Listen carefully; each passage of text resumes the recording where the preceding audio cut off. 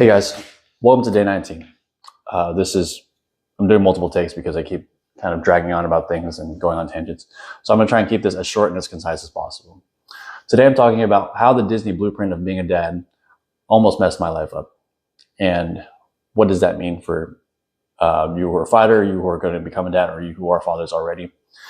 At the end of my first year of being a father, so at least 1 year old, about that to about a month, year and a half of that, I was really, really internally resentful and angry, and I don't have any other adjectives. I was just really angry and resentful. And the reason for that was because up until that point, I'd been trying to follow what in my head the mental model of a good father was. And that's all the stuff you see on TV shows.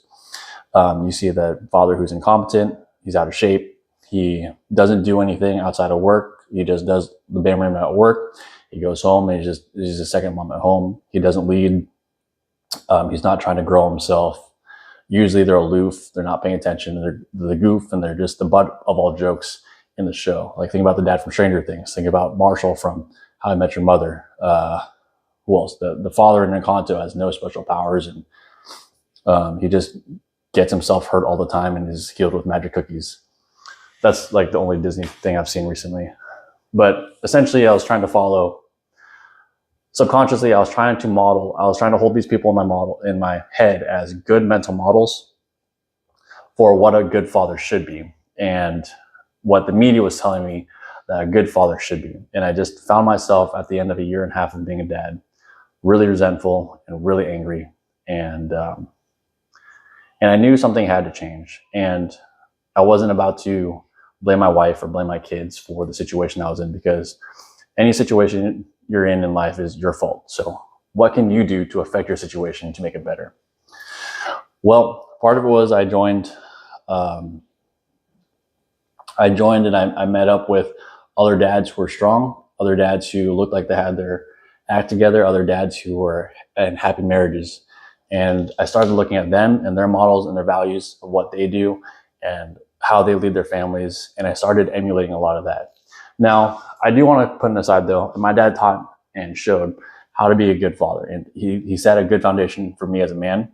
But what had happened over the years was I had that awesome foundation. And then little by little, Disney and all the little shows I'm watching with these incompetent parents started stacking up on the side. And so essentially my good model and framework of being a good, strong father was tilted far sideways because just bad programming that I allowed in my head.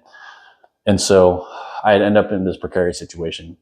But when I started to go back to who well, not who I was, but what I had a calling to do, which is to become better, to level up, to become physically stronger, to set goals, to try and reach those goals, to read every day, to better my communication skills, to better my financial situation.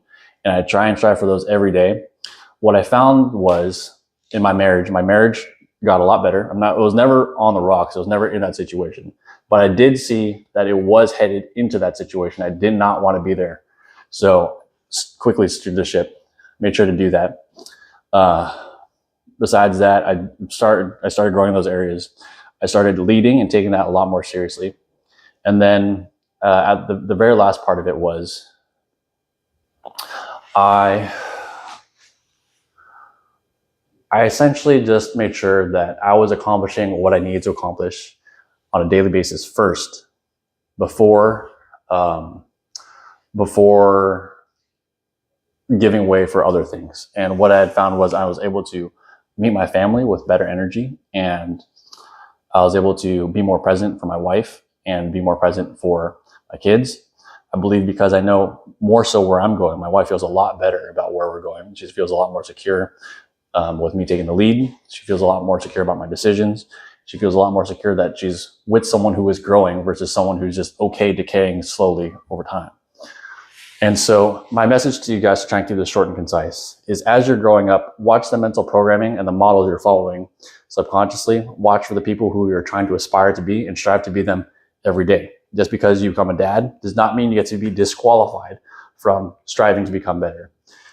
This is why one of the principles I keep saying, and I kind of reiterate in a lot of these videos is those of you who choose to become dads have to understand that it's not, you don't get a replacement of responsibilities. You have an addition of responsibilities. You still owe it to yourself to grow physically. You still owe it to yourself to grow mentally. You still owe it to yourself to increase your finances or seek ways to increase your finances in your friend circles. However, in addition to those, not in replacement to those, you now have a duty to your wife, to attend to your wife and listen. You have duties to your kids, to be present and impactful in their lives. It is an addition of responsibilities, not a replacement. So watch the mental models that you're following, and keep the good programming in, take the good bad programming out, and just be aware of what you're consuming and how it affects you. See you guys tomorrow.